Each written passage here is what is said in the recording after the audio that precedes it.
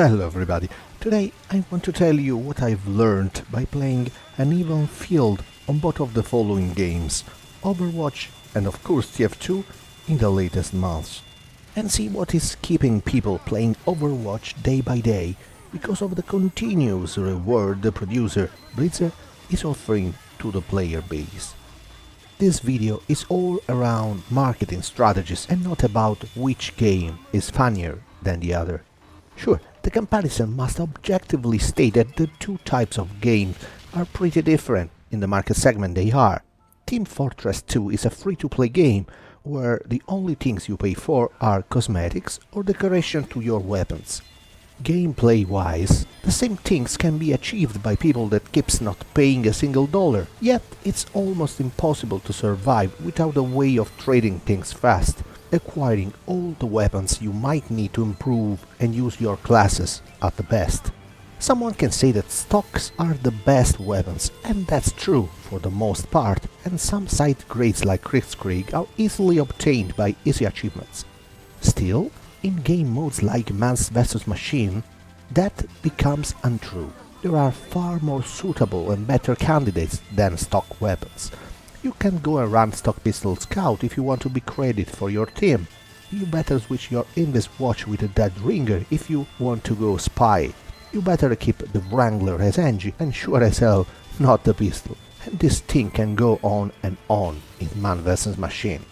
So simply put, anyone involved in the game is gonna become premium given the tremendous boost of having access to trading, scrap TF for the win and the enlarged backpack for once.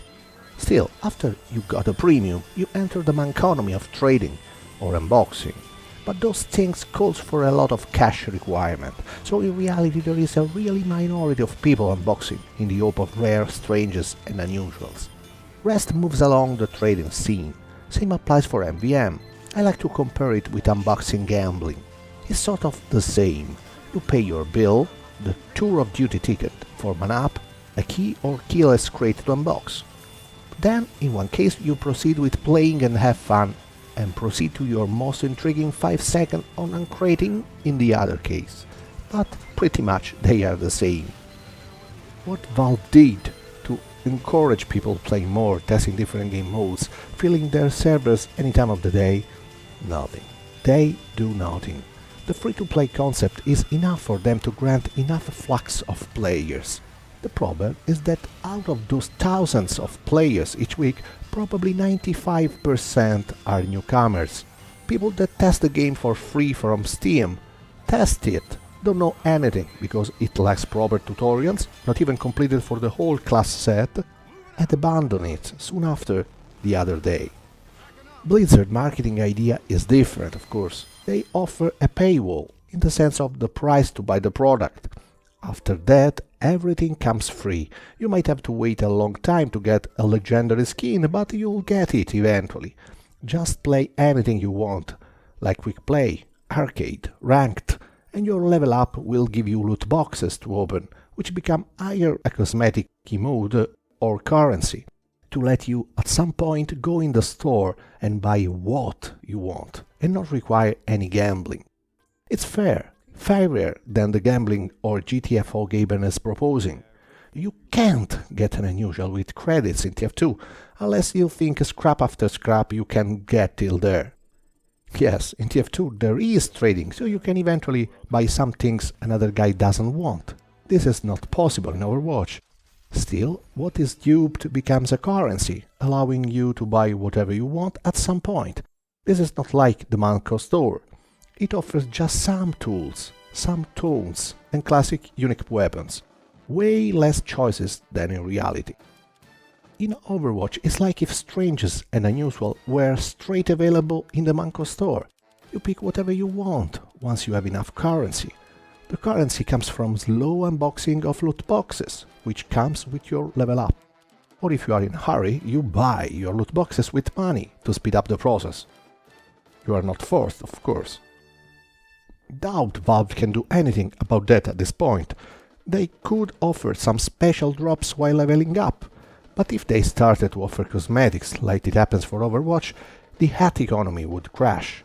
No more need for trading with others, hence the need to buy keys in the Manco store for trading currency and so on. And no more need to uncrate. Uncrating means a lot of duped stuff filling up your backpacks. You need to trade them away or buy backpack expander. See the plan? Still, if in a year or so the player base of TF2 should suffer a major drop of presence, if I were Gabon, a simple additional weapon to drop at leveling up for casual play would easily encourage people to actually play the objective. You level up fast if you win, you get higher scores, hence when you heal, kill, defend, attack the objective. I don't see why Valve should not reward this type of things with something more apparent than a simple badge people can just see in the scoreboard. About the competitive part, that's where I see a tremendous distance between the two approaches between Valve and Blizzard. In Valve, everybody should play competitive in a format that doesn't even offer 9 classes at the same time, just because. Yeah, you get a badge with skull, bones, pistol, whatever, I can't even remember which is higher than the next. And nobody will see it unless they are playing competitive and look at the scoreboard. You are in an abandoned beta testing place and gets nothing. Why should people play this game mode? See how many people in the world are playing in this moment.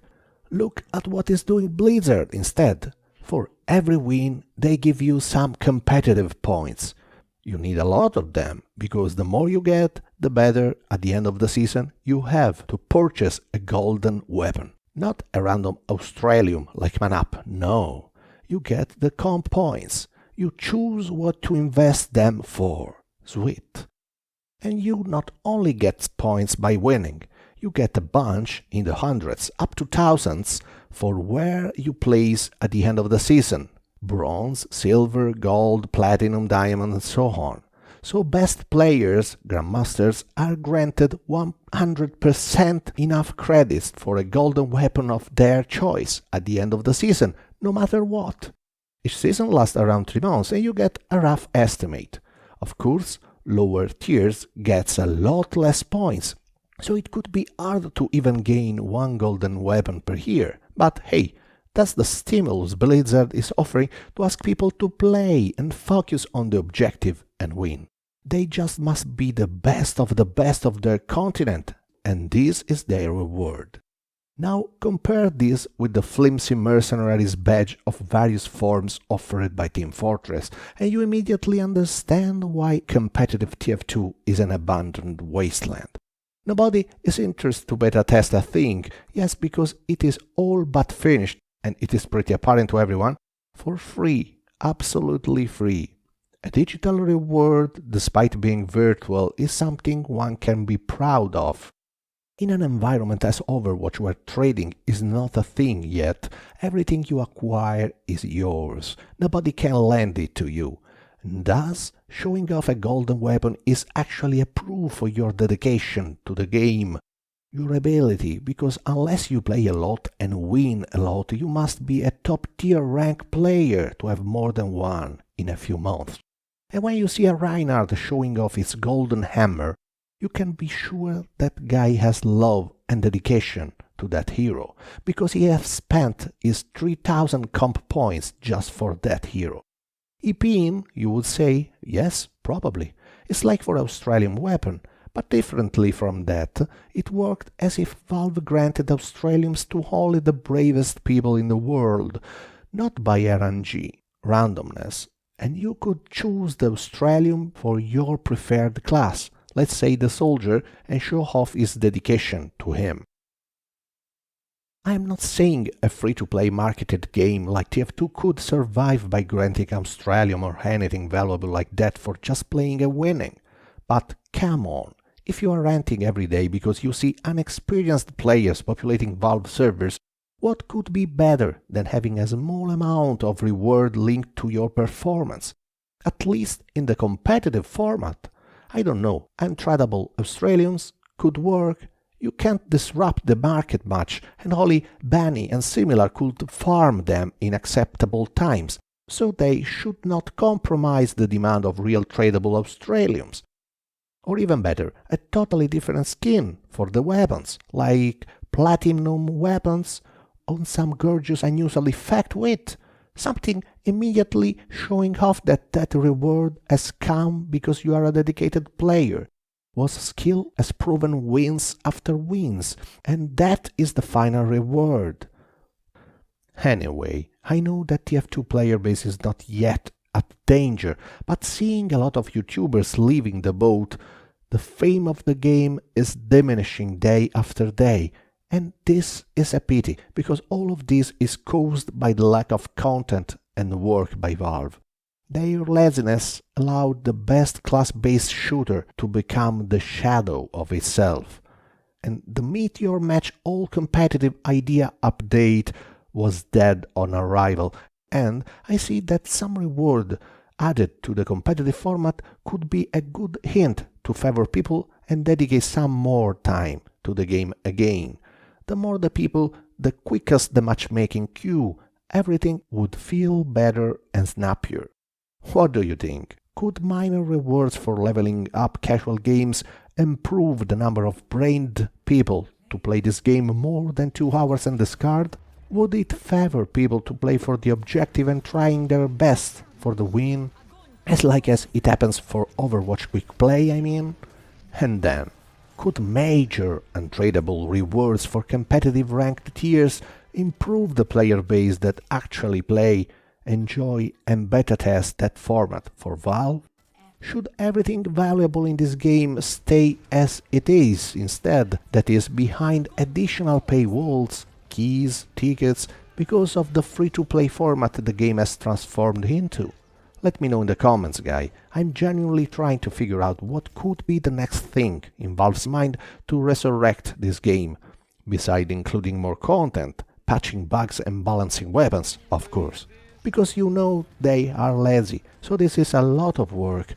While some free rewards here and there could be something as a starter to not let all the player base become only F2P zombies, forcing everybody which had thousands of hours in the game leave once and for all.